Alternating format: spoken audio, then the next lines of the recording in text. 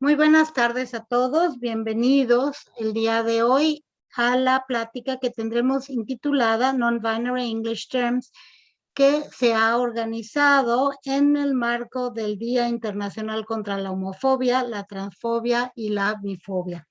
Aprovecho también para enviar a todos un saludo cordial por parte de nuestra directora, la doctora Carmen Contilloc.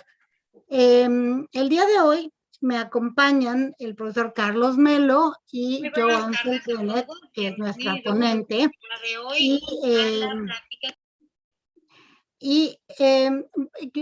No me queda más que recordarles que esta plática se está transmitiendo también en el canal de eventos de YouTube, donde quedará por si la quieren ver de nuevo más adelante. Cedo la palabra al profesor Carlos Melo, quien fungirá como moderador de esta plática. Muchas gracias a todos y bienvenidos. Thank you, Pach. Good evening, everybody. It's a pleasure to be here with you all today. I'm Carlos Melo, and my pronouns are he and him. I work for the National University at ENALT, and I am deeply glad to be here and help moderate this presentation today. Let me just start saying that originally from Montreal, Jo first became active in the 2S LGBTQ community while attending McGill University as the political director of Queer McGill. They have continued their activism over the past 20 years with various groups and businesses in Canada and now reside in Halifax, Nova Scotia. Most recently, they have become an advocate with the TENT program, which works with 2S LGBTQ refugees in Canada and the US. Now with us, Jo. Thank you. Welcome. Thank you. Thank you very much, Carlos. And I'd like to thank everyone who's out there attending this webinar. It's really great to be with all of you. And I know that what we were going to be discussing today is perhaps new to some, perhaps not so new to others. I want you to know that I'm very much an open book, and you can ask me pretty much any question that you have about non-binary, queer, trans sort of language and best practices. So if we could start the presentation. Allow me.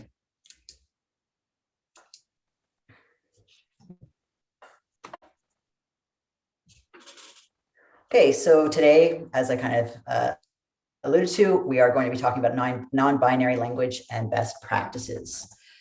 So next slide. So one of the main questions could be, what is non-binary? What does that actually mean? So I identify as non-binary or trans non-binary. It means that I don't really identify within the male-female binary, okay? Non-binary is both an identity and a catch-all term. So if you can think of it as sort of an umbrella term where non-binary is here, and then there are other subcategories that kind of live within that umbrella. So it's, someone who is non-binary may also identify as gender fluid, genderqueer, agender, or as you can see on the slide, something else entirely. So gender fluid would mean that someone who maybe one day feels more on the male side of the spectrum of the gender binary, or on, a few days later might identify more on the female end. And that can manifest in their gender presentation. So how they dress or things like that. Now, genderqueer is also another catch-all term for some people who identify it as their main identity. Now, you have to be careful when you use the term genderqueer because queer is sometimes considered a slur. A lot of times that will change depending on someone's generation and how old they are. So an older generation tended to have a much more negative view of the word queer. as time has gone on, queer has become a little bit more reclaimed by the 2S LGBTQ community. And a lot of people do identify with it, myself being one of them. I like to use the word queer to describe myself at times. Next slide.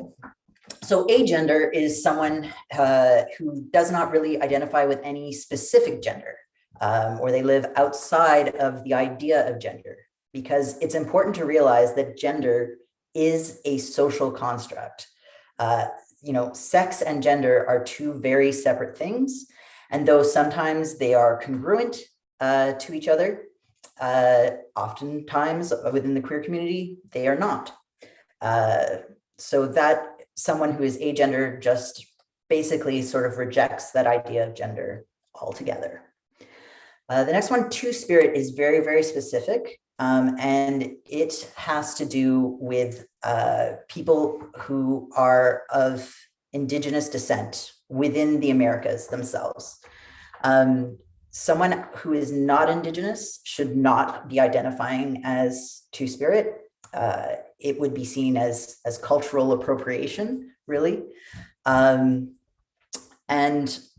it is, each specific tribe might have a very specific term for their two-spirited members. So two-spirit is also sort of a big umbrella term for someone who identifies as non-binary within an Indigenous community within the Americas. So here is, just a little bit about using it in everyday language, using gender neutral terms and pronouns in everyday language.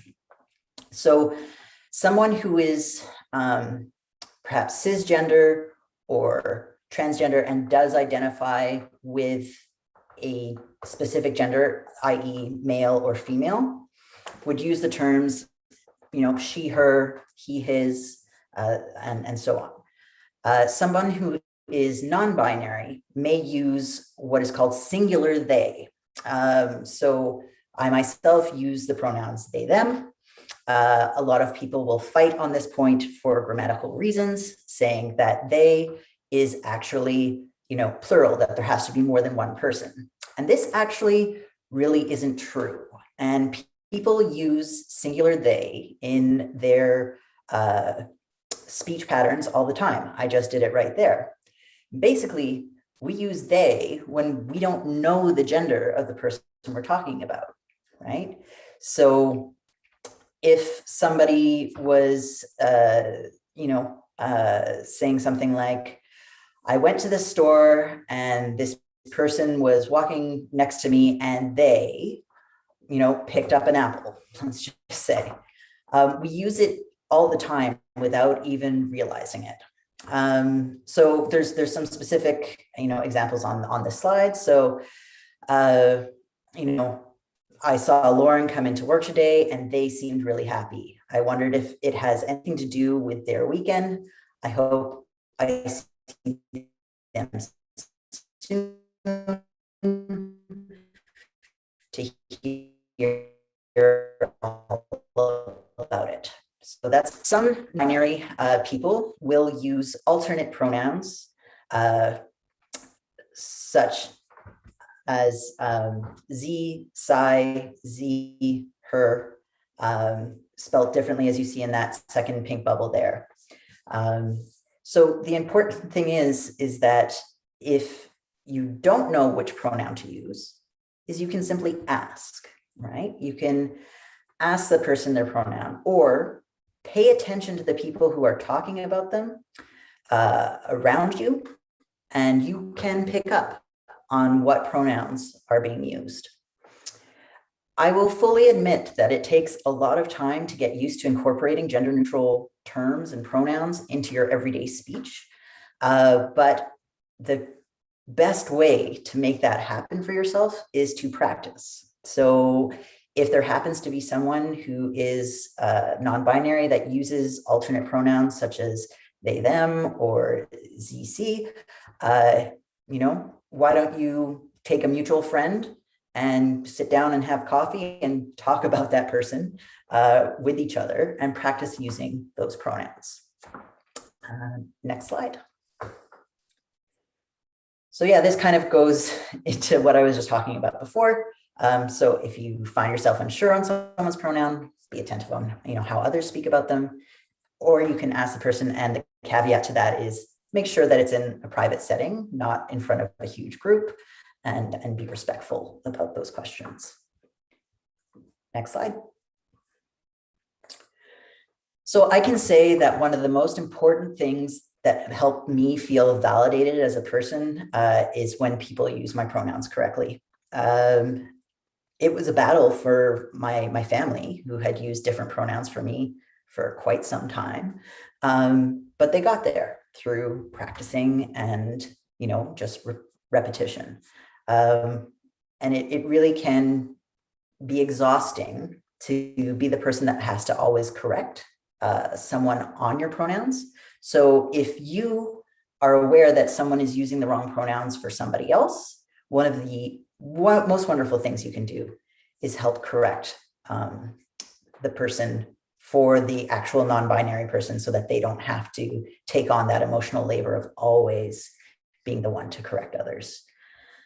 Okay, so that's a very broad overview. I'm sure in the questions we'll get into some other topics there, but that's a very broad overview of non-binary pronouns and best practices. So what are some actual words that can incorporate non-gendered language into your everyday speech?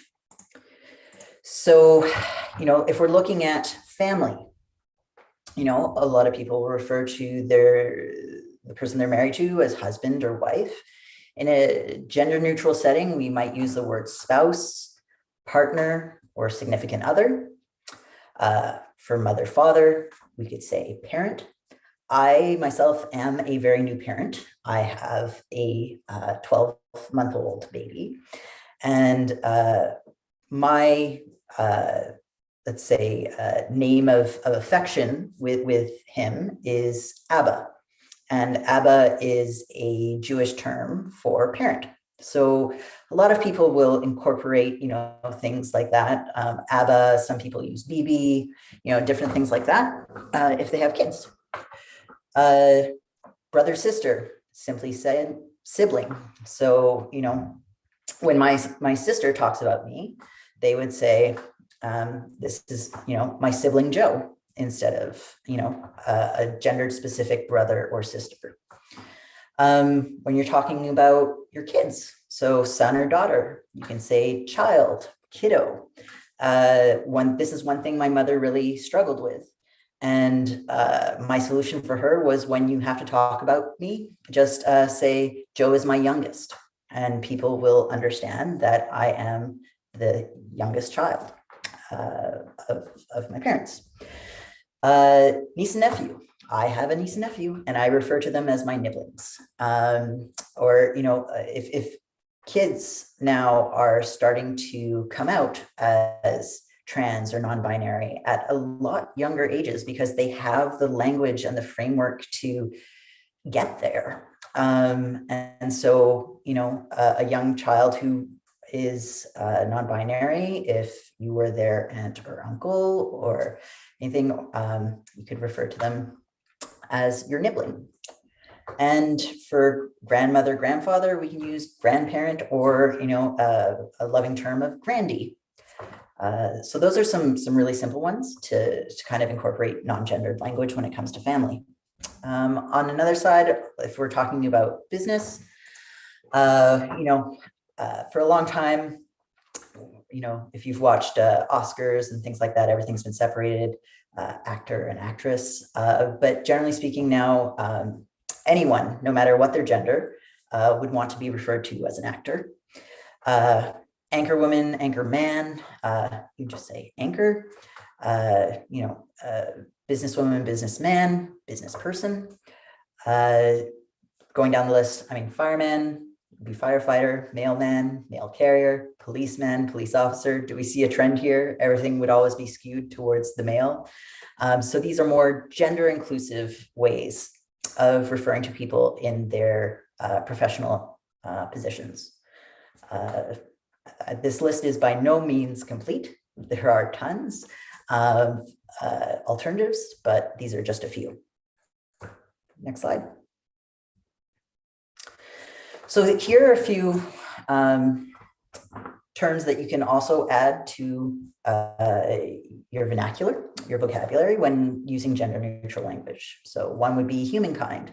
Instead of, often people use the term mankind, which defaults to men and the male binary. So humankind would encompass everyone. As we kind of already touched on, partner or significant other as a way of saying, spouse or someone that you're dating seriously. So these are alternatives to the girlfriend or boyfriend. They are substitutes for someone who would be non-binary within a relationship. Go ahead. Next slide. So MX is, instead of the Mr., Ms., or Mrs., which, a lot of people want to see the Mrs. Kind of dropped altogether because it's subservient to the male. So it's an honorific. A lot of people use it, MX. I use it myself. If a company does not provide an MX, as an alternative, I always say that I'm a doctor instead of having to use a different honorific, because it's amazing how many online forms or government forms or things like that still don't include gender neutral options. So yeah, I just decide that I'm a doctor for that institution. So this is pertinent for a university setting. In the States, the term freshman is used a lot. And obviously it's historically rooted in the fact that men could only attend university. Thankfully, that is no longer the case. And so using the term first year or first year student is more accurate at this point in time. So another one is using the term artificial instead of man-made. Sometimes it's also used incorrectly as, many man-made things weren't made by people who identify as male. So that's sort of important as well, to be as inclusive in your language as possible. And I just added this one because I think it's fun. So if you're dating someone, but it's not, to the significant other partner sort of thing, you can refer to them as a date mate and keep it nice and light instead of really committed partner relationship language. So those were just a few very general terms, and I kept it very broad because I find in situations like this where we really make strides is in a question answer period. So we're going to be opening up things to questions. And as I say, I am very much an open book. You can pretty much ask me anything. So then we have to wait for people to tell us, well, let's have some questions somewhere. But in the meantime, Jo, I'd like to ask you something personal because of generation, my age, my indoctrinated dialogue or whatever, at times I have my trouble when referring to people, right? And then because what I see visually, this is what I learned, and I see one individual, and in my understanding, this person has a gender, and then I automatically or immediately I tend to say a he or a she, and well, nobody has corrected me so far, but it might happen sometime in the future. I think it might happen. So you say you recommend, you say they, that could be a good manner, an appropriate manner to call this person. Have you ever thought about that in Spanish? Because in Spanish we have it very difficult. It's very hard in Spanish. Yeah. I've thought about that in Spanish. I don't know. It's very similar to French. As I said, I'm originally from Montreal, and French is a very gendered language as well. And so in French, they've started creating words to be able to include people who, live outside of that male-female binary. And yeah, I agree with you. It can be hard, especially when working in the confines of language. I guess in English, we're very limited in how many words are actually gendered. But I might say it is actually a fortune because it's not genderized as it is in French or in Spanish. In Spanish, we tend to say ellas nowadays, but the academia says no, no, no, no. And well, we have some grammar conflicts. Right. Grammar conflicts. I mean, but the same thing was going on like when singular they first started getting traction and moving. Like there were a lot of, grammatical aristocrats, let's call them, that said, no, you can't do that. And, it was only when like Webster's dictionary, I think it was in like 2017, had singular they as the word of the year that it became widely accepted. So maybe there just has to be a little bit more work on that side to break down the academia of grammar around that. I don't know. I was wondering, like, does usted work? Like, or I know that's like the proper, right? But would usted work? I don't know, for non-gendered Spanish? Probably not. No, that doesn't work. No. I have to confess, I am one of those aristocrats of grammar. You said I used to correct they, plural. But now I am rethinking. Let me ask you, because Emma Jimenez asks you this, non-binary pronouns, are these terms well accepted by people? When you say people, do you mean like people at large? Yes. Yeah, at large, yes. Let's say your community. Yeah, absolutely. I mean, if someone's non-binary and you refer to them as they, them, they will either accept that with open arms, or they'll let you know, actually, I use these pronouns, right? And that's okay, right? Like, I think the knowledge around non-binary is being very well disseminated within Canada right now. It's very validating.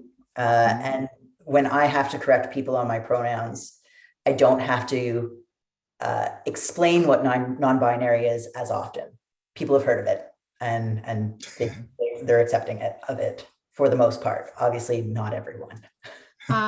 Sorry, Jo, we have another question. It says, Ulises Viña is asking, as far as I know, freshman is already an inclusive term since you don't call a first-year student woman fresh woman. Am I right? That's the question.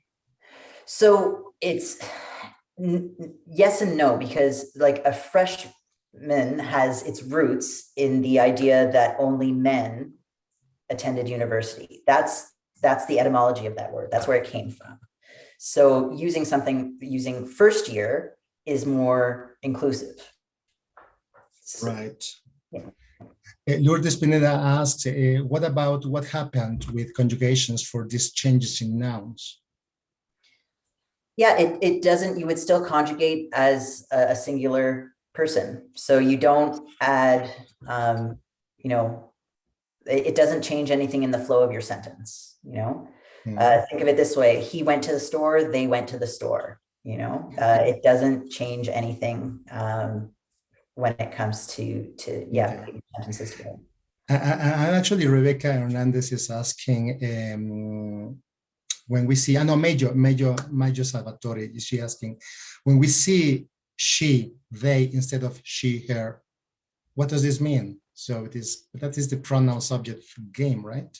Right. So I'm not so sure. I think you're referring to someone who might say the pronouns are she/they. Yes, she/they. So that means that person is totally open to being referred to as she or as they, but not he. Right. Ligid Andrea Velasquez is asking, as teachers, how can we include this vocabulary in a context that is not LGBTQ supportive? I'm sorry, can you repeat the question? Yes, as teachers, how can we include this vocabulary in a context that is not LGBTQ supportive?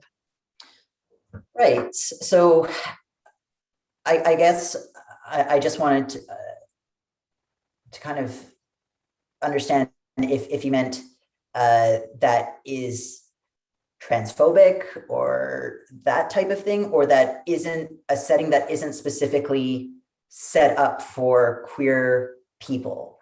Because I mean, using gender neutral language in your everyday life in non-LGBT settings will not hurt anyone, right? It's not going to ruin anyone's life to use the term, first year as opposed to freshman or something like that. If the question is more like, I'm in a situation where people are not accepting of these things, well, then you kind of have a choice to make of either trying to educate within that setting of why this language is important and how it helps, or, not doing anything and just staying silent, or walking away from that situation if what you're trying to do and educate on isn't being well received. The fact of the matter is not everyone is accepting of these things. And my view is that using gender neutral language doesn't hurt anyone. But what it does do is make people who live on the outside of that gender binary feel safe and feel welcome. So, I mean, Carlos, going back to what you said about, I'm one of those grammatical aristocrats. To me, what's more important? Making people feel welcome and safe, or grammar, right? And especially when, as I was talking about before, there are people coming out as genderqueer or non-binary or trans at younger and younger ages. And those populations are extremely vulnerable to things, like suicidal thoughts and self-harm and things like that, if they don't feel like they can be themselves. And the language that we use, even though it's such a small thing in the overall life of that person, can make the difference of that young person feeling safe and accepted. Thank you. I'm changing, Joe. I'm changing. Okay. Let me ask you. Shushmaya says, what do you think of Spanish-speaking people using they/them as their pronouns and not something in Spanish, since it's not really possible in Spanish? Is that the question? Is a complete statement? Yeah, I mean, I think that if the community in any Spanish-speaking, country or place, decided that, hey, because we don't have our, a non-gendered term for a person, we're going to start using these English terms. I think that's their right, to create that space for themselves. Do I think that, maybe working the way things have been going sort of in Montreal, where or in France, where they're creating new words, right? Like, language isn't a static thing. It's not, we create new words all the time. New words get added to the dictionary every year over year over year. So maybe creating that space by creating new words is the solution to, places where there's gendered language. Thanks. Actually, I think you were answering Joshua Muñoz's question, because he's asking, I have some questions. Do people from outside of the non-binary community should be taken in consideration when a new pronoun is made or used? Or do you believe, this is a second addendum, do you believe it's better to reuse or create new pronouns? So I found it easier to use singular they. They is a word that people are familiar with, right? The other ones, such as Z or her, spelled H-I-R, can create more difficulty in people catching on to those terms. Do I think that if someone doesn't use singular they, that it's just too hard and I'm not going to try? No. Of course, if someone tells me, like, these are the pronouns that I use, it's the same thing as, you telling me your name is Juan and me calling you Jose over and over and over and over again, right? It's disrespectful. So I'm going to make that effort to be respectful of those pronouns. However, I personally think that using the they, them is easier, which might be, why not so many new pronouns have been created in Spanish. Thank you. Andrea Obregón, oh, sorry. Go. Andrea Obregón says, thank you for this information and your time.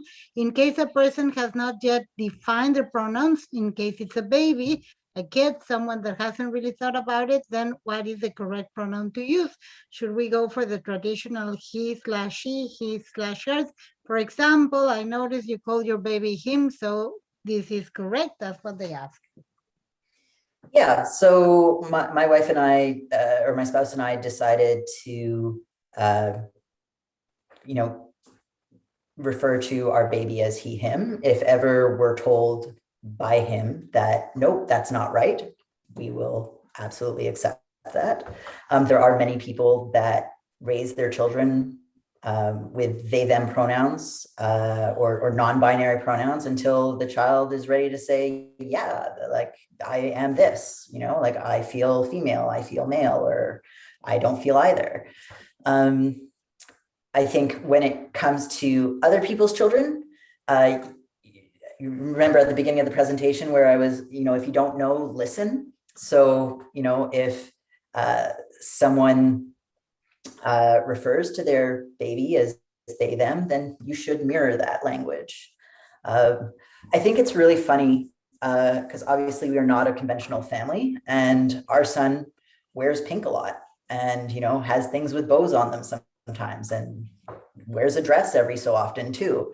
And whenever we're out in the world, if he could be dressed in complete blue, but he's got like a pink jacket on, and all the time will be referred to as she. And we don't correct people because it doesn't really matter, right? But I think it's really funny how our minds are programmed to create that binary of pink girl, blue boy. And it's hilarious to me.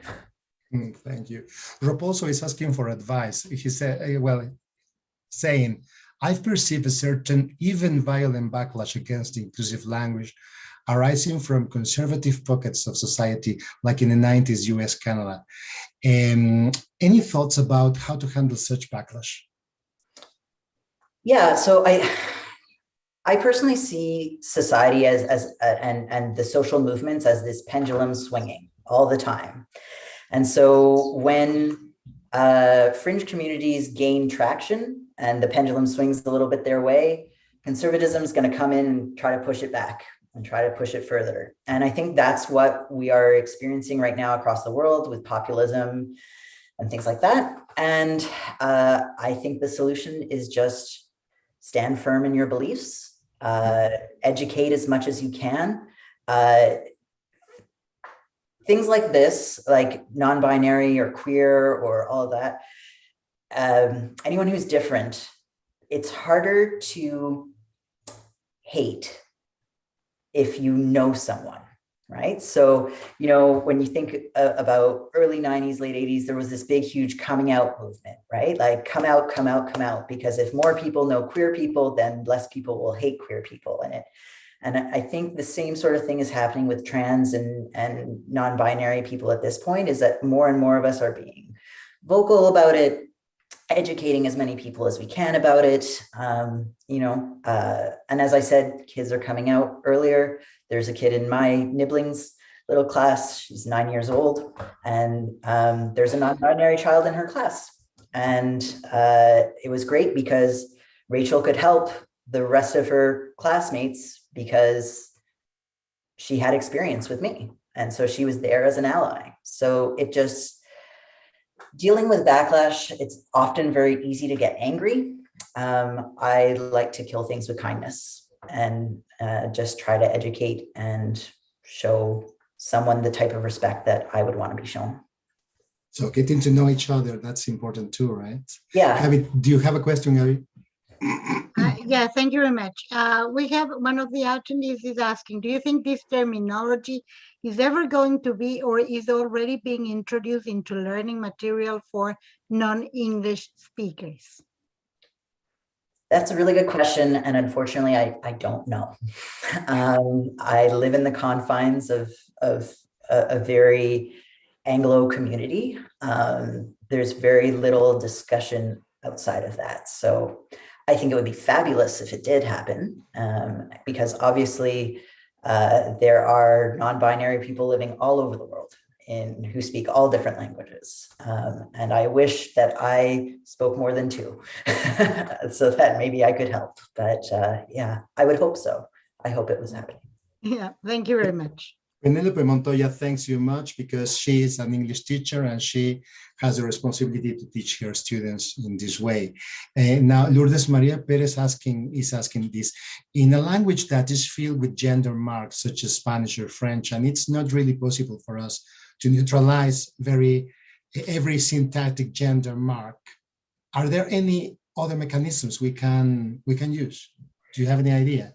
Yeah, so as much as possible in that situation, refer to the person as their name. Replace the pronoun with the person's name. It can be cumbersome, right? Because then you're saying someone's name over and over and over again, but it avoids using, you know, that pronoun like French elle, il, and my Spanish escapes me right now. I don't know what it would be in Spanish. Il, el, and el.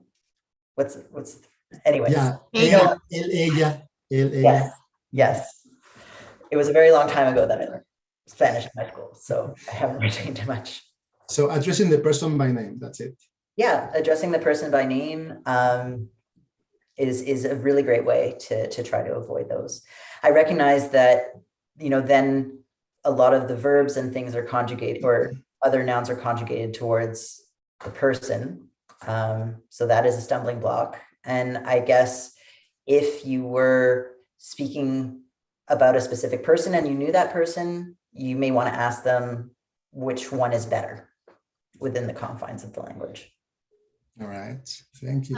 Maria Isabel Cuevas, Maria Isabel Cuevas is asking, who do you think has more problem with this type of language? She wants to know whether it's older or younger people. Definitely older in my experience. I can give a little anecdote. My spouse's sister is like 13 years old. And when I first became a part of her life, she was like 9 or maybe a little younger. And she picked up my pronouns right away. The older people around us did not. And she was the one who started to correct everyone else around so that they would get my pronouns correct. So definitely younger people have more, I think, more exposure to it and more acceptance of it for the most part, but that's not to say that older people are not making the effort either. The kids are always right. Julio Mendoza is asking, have you ever had any problems in your work environment due to correcting them on your pronouns? And if so, how did you solve it? Yeah, I definitely have. A very, very specific incident where I was in a group meeting and 2 of my team members were consistently misgendering me. And I had a talk with my manager a while ago, saying, a while before that, saying, you know, if ever this is happening, it would be really helpful if you could correct people instead of me all the time, which, you know, falls back to what I was saying earlier in the talk. And there was just a rapid fire of being misgendered. And I got upset, visibly upset. I did not say anything. I did not call them out. I waited till the meeting was over. And I just sort of walked away and took some deep breaths. And then the next day I got an email from my manager saying that if I wanted to move up in the company, I'm going to have to learn to accept and not get angry when people misgender me. And I found that wrong for quite a few reasons. One was that, I did correct them at the very end. I did tell the 2 people, I reminded them, hey, my pronouns are, you know, they, them. And my manager said, you know, it came off very aggressive. And I was thinking, and I remember my exact words were, just a polite reminder, these are my pronouns, they, them. It was not aggressive. But I was basically told that if I wanted to move up in the company, that I was going to have to accept that people were going to make mistakes, which led to a very lengthy conversation with human resources, and things like that, which also proved to be difficult because the human resource manager did not have the knowledge around non-binary identities. And I found myself having to educate while supporting myself at the same time, which was what the HR person was supposed to be doing, was supporting me. So it definitely has created challenges. That was quite a few years ago. Now the people I work with are largely very good about things, and I have moved up in the company, so I guess it's fine. Well, thank you. Gabby, do you have a question? Yeah, thank you. It says, I have heard that using X in the inclusive language, it's not that good because the machines or software that read to blind people don't read it. Is that correct information? Have you heard about it? I haven't heard about that. Do you mean the MX, like putting in as the honorary, like the salutation? It doesn't give an example, but I guess it refers to that, yeah. Oh, let me help. Perhaps it's in Spanish, because in Spanish we genderize words. And instead of saying the feminine friend, you say amiga or amigo in male, yeah. You say amix, mix. Yes. So like a lot of people will refer to you as Latinx. And yes, I have heard quite a bit of debate about that. I don't feel, as like a non-Spanish speaker, that I have any sort of authority to weigh in on that. And I honestly don't know the background of it all too well. So I apologize, but would you find that in French? No. It's different thing. Yeah. Right. Okay. Another question. It says here, I beforehand apologize if these questions sounds offensive. Is the they/them pronoun accepted officially in English? And I couldn't, because I couldn't find any information about it. Yeah, it is. It's becoming more and more known and recognized. On a lot of government forms, you now have the ability in Canada to select a non-binary gender identity, and a lot of very great example. I just was able to book my vaccination appointment. Yay! And in my online form, filling out information, and one of the questions was, what are your pronouns? So, people are becoming a lot more aware, and I was able to put they, them. So that means that when I go into that appointment, I can be assured that I'm not going to be misgendered, which is fantastic. That's great. Gabby, do you have one question? Yes, thank you. Maria Teresa Mayen is asking, if you're speaking in present, would you say they goes using non-binary language? So you would just say they go instead of, they goes. Yes, it doesn't change anything. The same structure that you would use for she or he pronouns, you use the exact same for they, them. Yeah. Let me ask you, Jo, about this question, because I am a sci-fi fan, and on a show I usually watch, there is a non-binary person, and people were calling her in certain, misgenderizing her, or him, or whatever. And then she was angry, she was pissed off, and she said, please call me they. And then they gave an example. They is a very nice person. Yeah. Yeah. And it went plural. I mean, it went plural in subject, but singular in verb. Right. I mean, that's interesting. But I would say they are a very nice person. Okay, so you make it plural. Plural is a concordance in number. Okay. So let me ask you. It says, Julio says, what are your thoughts on the fact that the Spanish Academy does not accept the use of inclusive language? Yeah, that I find upsetting. I think that the world is expanding their knowledge of gender. Even science is expanding their knowledge of gender.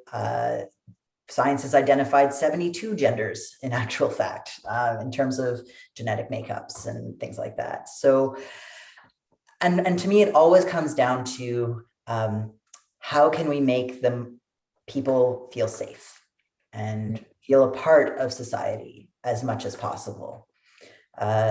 And I think that any stride that any organization or school or institutional body can make to become as inclusive as possible is a move in the right direction.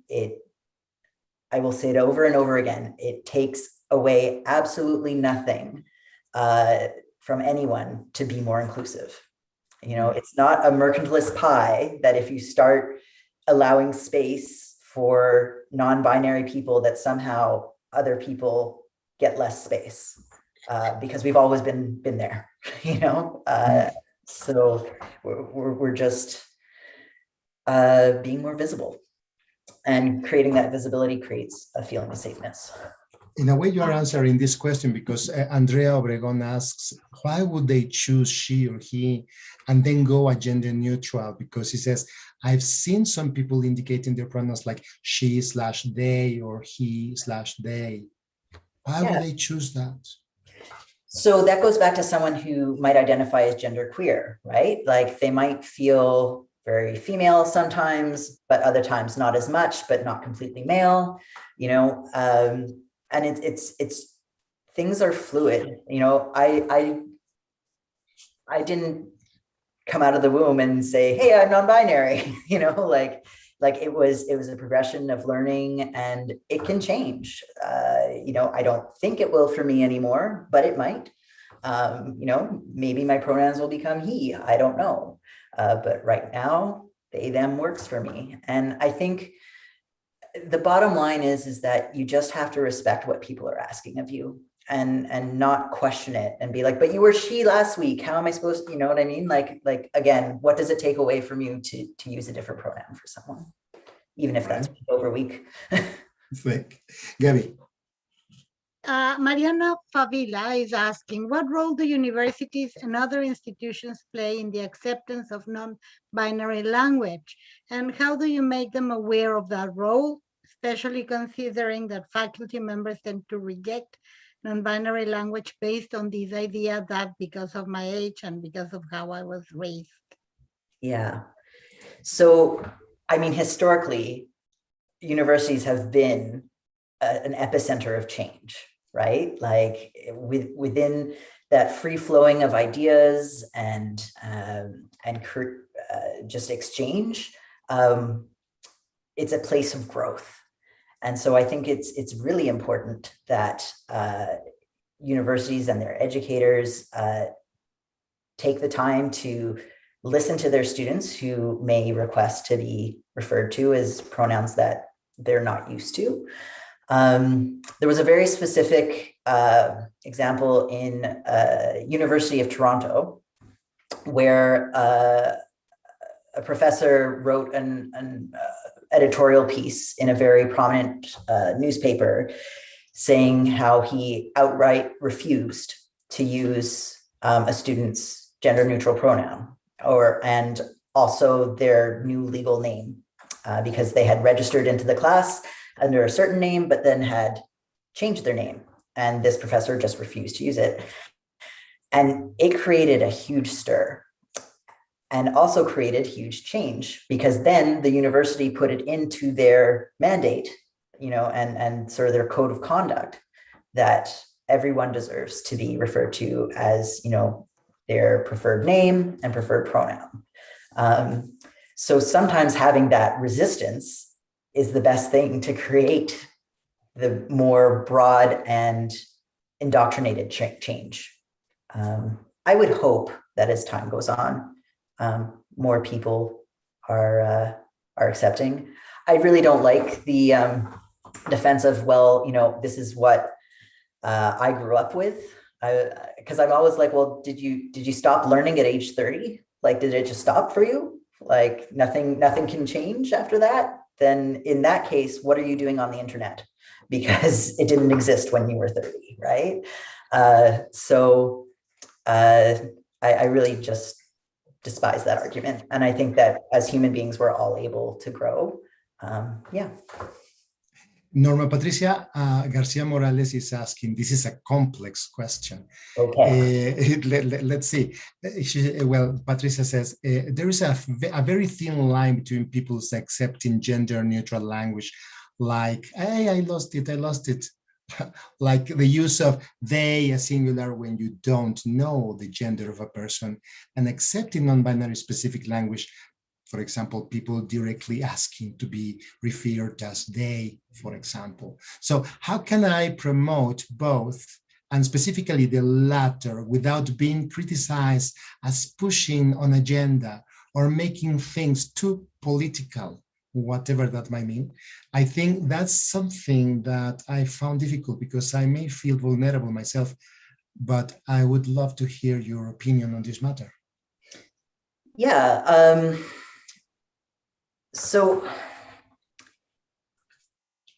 it's hard because like my life and who I am should not be inherently political, right? But I understand that under the current sort of climate of politics and again, populism and all of that, how being inclusive suddenly is political.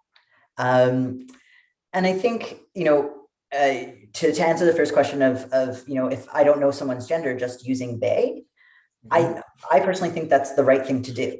And then when if you get corrected, which if somebody doesn't use those pronouns, they'll say, why are you using they? I'm he or she or whatever. Then you just do that and move on, right? Whereas if you use they for someone who does use those pronouns, it is so validating to not have to, immediately correct someone, right? That you have just identified yourself as a safe space for that person, that you are aware, that you are informed, it's kind of like, those who are in the know. And those who don't may ask you, like, why did you use they? And, you just kind of say, well, I use they for anyone who hasn't told me what their pronouns are. Until they do, I use they. So I think that's a good response to if you get pushback for using they for someone who has not, explicitly asked for that pronoun. That's fair. Gabby, do you have something?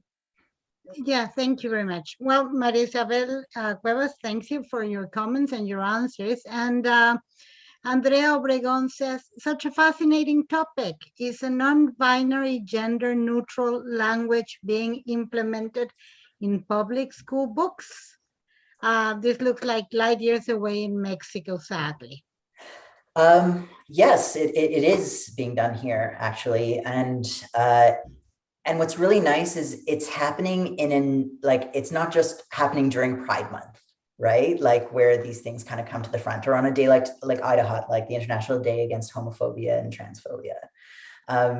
These are happening just naturally. And, in kids' books, there'll be a non-binary person, amongst all the classmates. It's used in examples for tests, or in my company, in a handbook about client relationships, one of the clients in the scenarios is just referred to as they, and it's not non-binary client blah blah blah. It's just randomly just used there, so it just becomes commonplace and not a token that's comes up only in LGBTQ spaces. I have another question. This is interesting because what are your thoughts about wearing pens and adding your pronouns on your social media bio? Is it okay to use them in order to help people normalize this? 100%. Absolutely. I was able to get my company to institute that on our signatures, our email signatures. Now everyone within my company has their pronouns listed next to their name. It's fantastic. I think especially in social media settings, it can really open up discussion. The amount of times I've seen people be like, what's up with that, they, them on your bio, what does that mean? And then you have this opportunity to open up discussion and educate. I think they're great. I also think that it's even better when cisgendered people use them. So, she, her, he, them, it normalizes just showing people's pronouns. Yeah. Gabby, do you have something? We have some, Joe, I have to ask you this, and I want you to be honest, please, because we have a lot of questions. We keep getting questions, and I know it's almost 10 o'clock for you. Mhm. So can we ask you some more questions, or do you need, or how many more questions do we have? I can go for like another 15 minutes. Okay, All thank right. you very much. So what we have here is a question that I think it's, well, all of them have been very interesting, but this one says, so I've known non-binary people do not precisely present themselves as androgynous. Mhm. So I agree that the use of representative and inclusive language in our everyday life is important, so we don't assume other pronouns or gender identity. Would you say it is about time to start asking pronouns in our daily life? Absolutely, 100%. And you really did bring up a very good point that non-binary does not equal androgynous. There are people who are very male presenting or very female presenting, but who identify with a non-binary gender. So yes, I think that, in meetings and all settings, when you first meet someone, you can be like, hi, these are my pronouns. I think that it normalizes something that is just makes the world a lot easier to move through for a lot of people. Yeah. Mariana Favila is asking, which resources would you recommend for us to educate ourselves as non-queer people so that we may be more sympathetic and act as real allies? Yeah, absolutely. So there is a fabulous blog that is, they is my pronoun, all one word, .com. And that is run by a fabulous educator called Lee Ayrton. I went to university with Lee, and they are fantastic. They have a very similar approach to things that I do, which is not to meet things with anger when people make mistakes, but to meet it with acceptance of, I recognize this is hard for you, so let me help you, kind of approach. So that is a fabulous resource. Again, they is my pronoun .com. I mean, they also have a book. So if you look up Lee Ayrton, it's Leeairton, and you will more than likely find their book very quickly. For some reason, the title escapes me, but I think it's My Gender Workbook. I'm not sure. There's also a site where called the 519 Project, and that has a lot of resources as well. I mean, the internet is a beautiful place where you can get a lot of info, and just doing a simple Google search will open up a whole new world. But those are two that I highly, highly recommend. Certainly the blog is fantastic. Excellent, because Mesli Calderon was asking something similar about full books, fields, or other sources. And there is another question just to close, I think, just to close. What about the non-binary people in the legal documents, in the legal framework? What about this? So Canada specific, I mean, my passport and my driver's license has an X gender. So my gender is not, actually my driver's license just doesn't have a gender on it at all. And that was a choice that I could make. My passport has an X gender. Most legal documents here give you the option now. And I think that's fantastic and should proliferate across the world. I know a lot of the different states in the United States have, X gender markers as well, which is really nice. It's an arduous process to get your, if you want to get like a legal name change like I did, it's a long and expensive, arduous process to do. It includes fingerprinting and all sorts of fun things. Yeah, I think they're catching up, and I hope that things like that become available in Mexico. Excellent. Gabby, do you have something? Yes, thank you very much.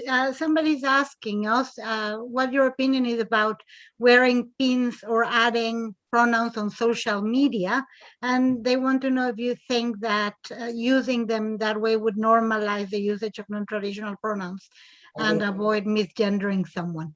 We already answered that. We already answered it, yes. Sorry, my bad. Okay, so I think we've run all the questions. Likely. Okay. What do you think, Abby? I think we've done it. Andrea Obregon says, well, the name of the book is Gender, Your Guide by Lee Ert.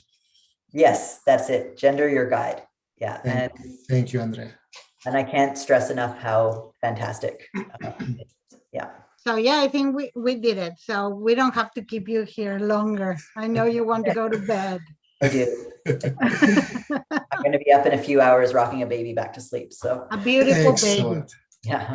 Congratulations. Yes. Well, so not to grab you here much, Jo, thank you very much on behalf of ENALT, UNAM, the National University, all the community who gathered with us today and to learn and embrace the good ways, the new ways. Absolutely. Well, thank you very much for having me. I'll come back anytime.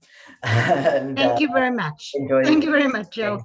All right. Y muchas gracias a todos los participantes que nos acompañaron tanto aquí en el webinario como en la proyección que tenemos en YouTube. Les recuerdo que ahí queda en el canal de eventos del ENALT. Muchas gracias a todos y muchas gracias al equipo que nos acompaña en la transmisión. Gracias.